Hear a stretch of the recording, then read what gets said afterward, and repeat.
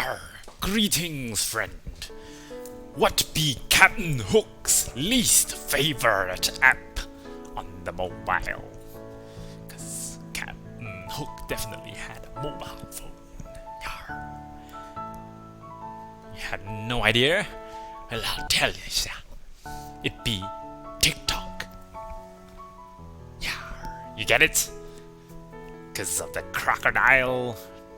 No. Nope. You guys don't watch Peter Pan? No. Well, okay. Anyway, TikTok sounds like a fun app. Hope you guys are having fun with it out there. Well, not out there, obviously in your home, right? Because you guys are staying home.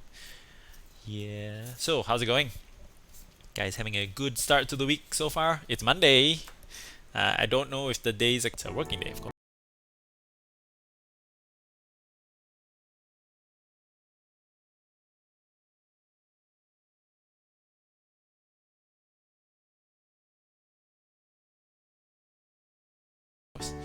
Right, so let's hop to the Korean lesson.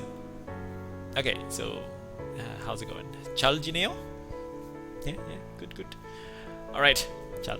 So let's do today's. So if you can read Chinese, that's what today's phrase means. But if not, you're stuck listening to me. Ha ha ha. Or you're not really. You can just go anytime. Anytime. But you can stay. Okay, so let's read the Hangul, which you are an expert at now, right? Right. So, what is this circle? Empty circle? No sound. Excellent. Because it's at the start. Okay. And what is this? Two sticks means there's a Y sound. Two sticks. Okay. And what is this? This is a A. So, yeah. Okay. Yeah. And what is this? Okay. You may not have seen this character, but you've seen this one.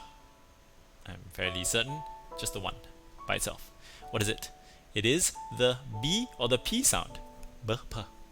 Okay, so there's two of them, so it just means it's a slightly longer B or P sound. Okay, no, don't do that.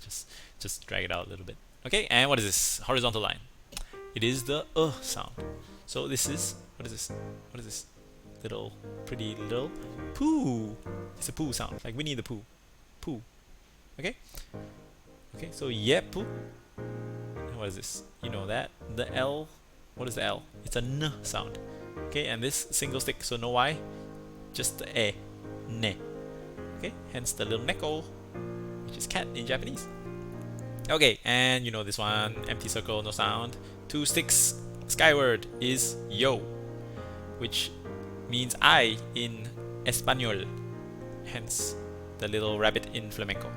Okay, let's put it together. Yepu neo. Yepu neo. Okay, what does it mean? It means you are pretty. Yes, that's right, you. Okay, so the stems from the word yepuda, which is pretty in Korean. Okay, yepuneo. Okay, so there you go. Add that to your list of Korean compliments, right? Like 멋지네요. Remember that one? Means you look great. Okay, so you can tell your friend, your girlfriends, or maybe even your boyfriends if they're from Korea. All those pretty boys. Yeah, they're pretty. I'm sure they will appreciate it. Okay, moving along. Cat facts. Okay, so as you know, cats have a very good sense of hearing, of course, little big ass ears, and good sight, right? Especially in the darker hours. Okay, but did you know that cats also have a very keen sense of smell? Yes, better than yours and mine.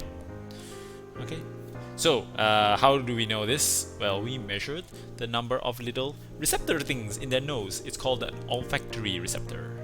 Okay, basically the little cells, little receptors that pick up the smells, pick up chemicals. Okay, they're called olfactory. It's name for your scientific name for your nose, but we can just call them smell receptors, right? Okay, so how many do cats have?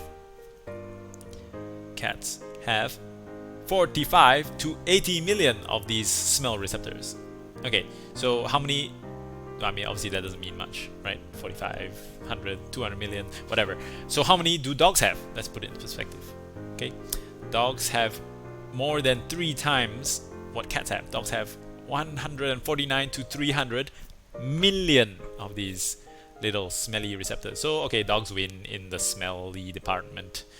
Yeah, cats got nothing on them. Yep. But did you know how many humans have? How many do you have? Yeah, yeah. You have a paltry 5 million. Only 5 million, but yes, that makes you a millionaire in the smell department. Yay! Yeah, okay. But so that's still a lot less than cats and dogs. So I mean, it's a theory, of course, because just because you have more receptors doesn't mean you're better at making out different smells. Maybe cats only are good at smelling certain things, like stinky things, or like each other. I don't know, pick up pheromones and all that. Yes, did you know that your nose is not just used for those typical smells? You can smell lots of other things that you didn't know you could smell. Yes.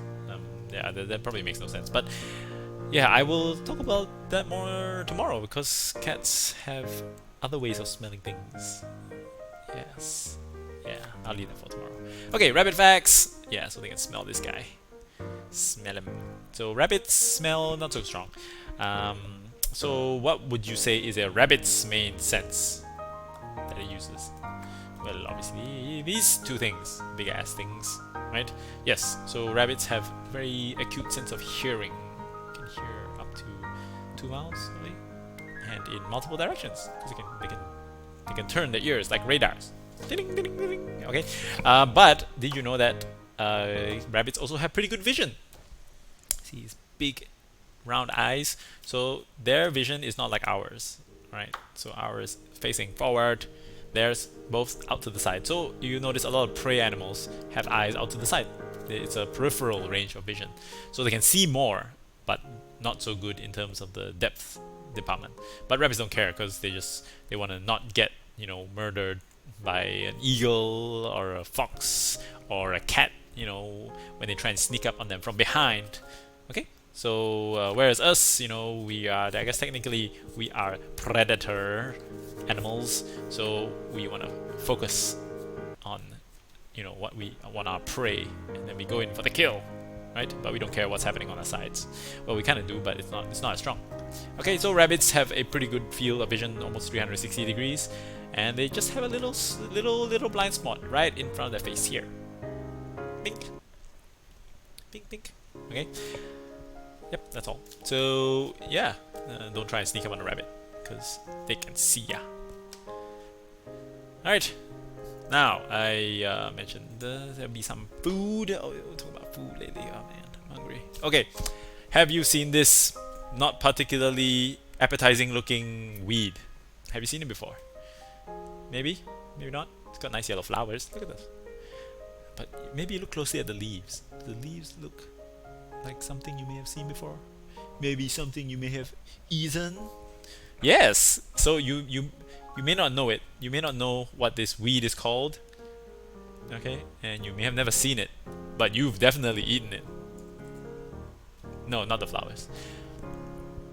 But this plant is called the Brassica Oleracea.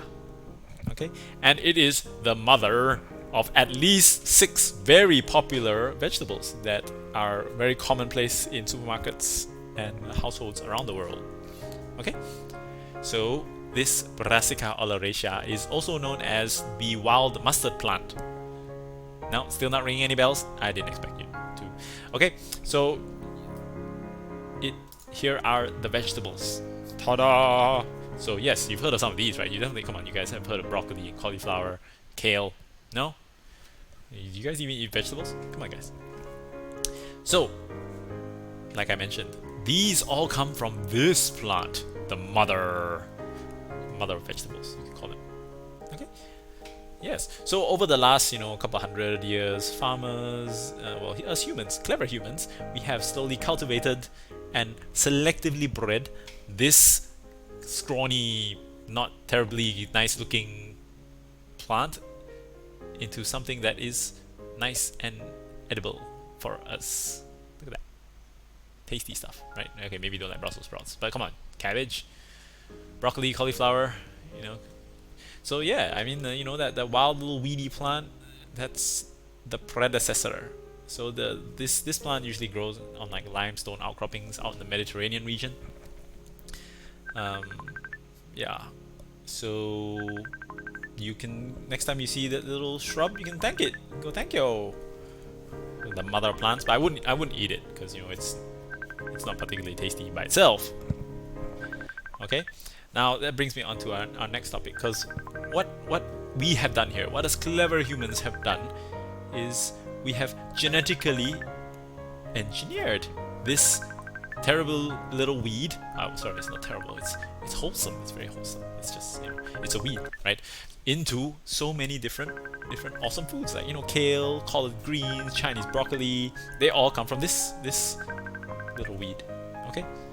And yes, I use the very sensitive term genetically modified. Okay, because the fact is that there is no reason to be afraid of these GMO things, right?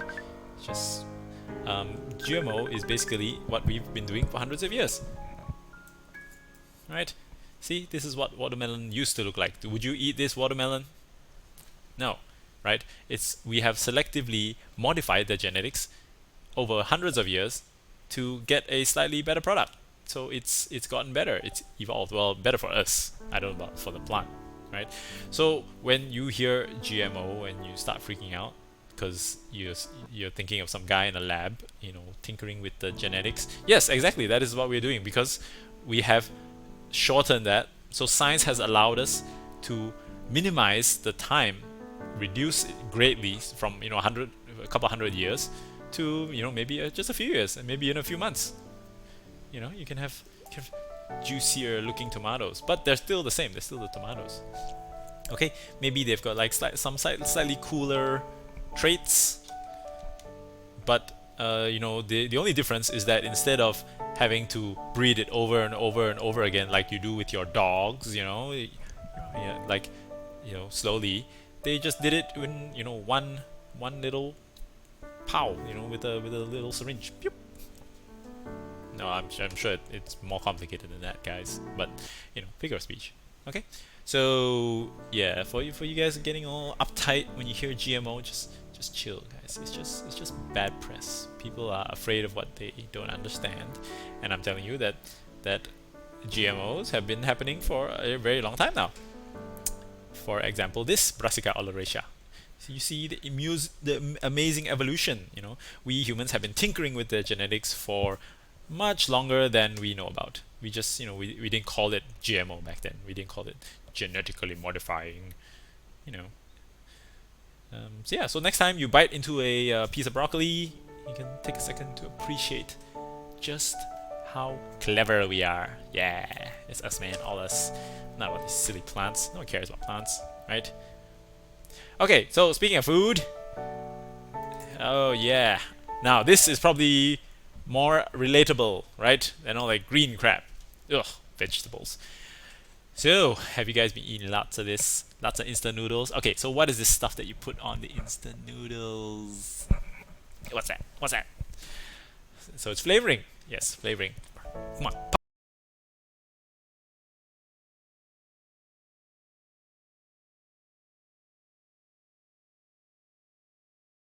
Pop quiz. Pop quiz. I didn't sign up for this. I'm just here to listen to the podcast. Why are you asking me all these questions? I don't like questions. Okay, fine. I'll tell you the answer. Okay, MSG stands for monosodium glutamate. Okay, so two important things. One, sodium. What is sodium? Salt. Na. Natrium. Okay, and what is the other part? Glutamate, which is the form of, it's an amino acid. Glutamic acid. One of the most abundant naturally occurring non-essential amino acids in the world. Okay, so glutamic acid is found naturally in all sorts of vegetables, like, well, not just vegetables, but all sorts of things like tomatoes, grapes, cheese, mushrooms, and meat. So glutamic acid is what gives the food umami flavor. Okay, so like meat, seafood, all that, yeah, lots of glutamic acid. Okay, so these are naturally occurring. Okay, so a bit of history of MSG, in case you didn't know. Okay, MSG, monosodium glutamate, was first prepared in 1908 by a Japanese biochemist, okay, by the name of Kikune Ikeda. Yes, that's his name. He was trying to isolate the savory flavor of kombu, which is a very popular seaweed in Japan, as you know, kombu. Yeah, right. So you find it in all sorts of Japanese soups and meals and all that. Okay, so he was trying to isolate that nice umami savory flavor. Okay, and that's how he came out with MSG. Okay, so today you can find MSG in like stock cubes, in soups, instant noodles, like you saw just now. Okay, so obviously there's a lot of misconceptions regarding MSG. That's why I bring it up. So a lot of people have said that MSG makes them feel like really sluggish, or the common one is that it gives you a headache, right? It triggers migraines, or Chinese restaurant syndrome, as some people call it. I don't think anyone calls that here, but so studies have not found any evidence that MSG causes headaches. So what is probably happening? This is my guess. Okay, feel free to fact check me. My guess is that you remember I mentioned there's a sodium part in monosodium glutamate. Yeah, what is sodium? Salt. All right. So what happens when you eat too much salt? You get dehydrated. Yeah. Okay. What happens when you get dehydrated? Maybe you get a headache. Maybe you get a dry mouth. All those things associated with MSG. It's really just salt. You're really just eating too much salt. Okay, so MSG makes things so damn tasty that you keep eating it. You don't stop. Yeah, so that's probably what's causing it. Yeah, so MSG in and of itself is not dangerous. Has not shown to be dangerous. Now there have been reports of people who are sensitive to MSG, like you're a bit allergic. It triggers an allergic reaction, but again, it hasn't really been shown. I mean, yes, you can be allergic to specific proteins and stuff, but it's not very common, to be honest. Okay, and so yeah, so far no, I don't think they found people who are positive directly to MSG. But hey, it could be wrong. Definitely, you should fact check me. I mean, you're listening to me ramble on and on about all this stuff. You don't take my word for it. Go and find out. I could be. Hey, I could have wrong information. I could be. I researched this stuff, but I could be getting the incorrect stuff. So correct me by all means. I welcome it. Welcome it. Yes, I do. Okay, so the FDA, the US FDA, and all that has given the MSG safe designation. Okay, so yep, that means go nuts, man. Chug that MSG. But yeah, like I mentioned, it's not really a balanced diet if you're just eating noodles and MSG, because like I said, MSG is for the most part it's just salt, right? So you're just eating a lot of salt. So again, that's probably what causes all the bad press regarding MSG. All these people getting like kidney problems. Yeah, it's because you're eating too much salt, dude. You know what salt does? It dehydrates you, wrecks your kidneys. If you're gonna eat a lot of MSG, at least drink a lot of water. Yeah. Okay. I think that is all from me today. Alright, so thanks for tuning in, and I will catch you tomorrow. Again, fact check me, man. And let me know if there's anything you want to hear, anything you want me to research. Because you're too lazy to research it myself. I don't want to do research. I just want to stay home and play my computer games. Yeah. Okay. Yeah. It's just I don't know who that is. Yeah, but anyway, keep playing games, watching Netflix. It's all good. Don't worry. Remember to do some work as well, because it's a Monday. Anyway, I will catch you tomorrow. So stay safe, guys. Take care now. Doodles. Sam out.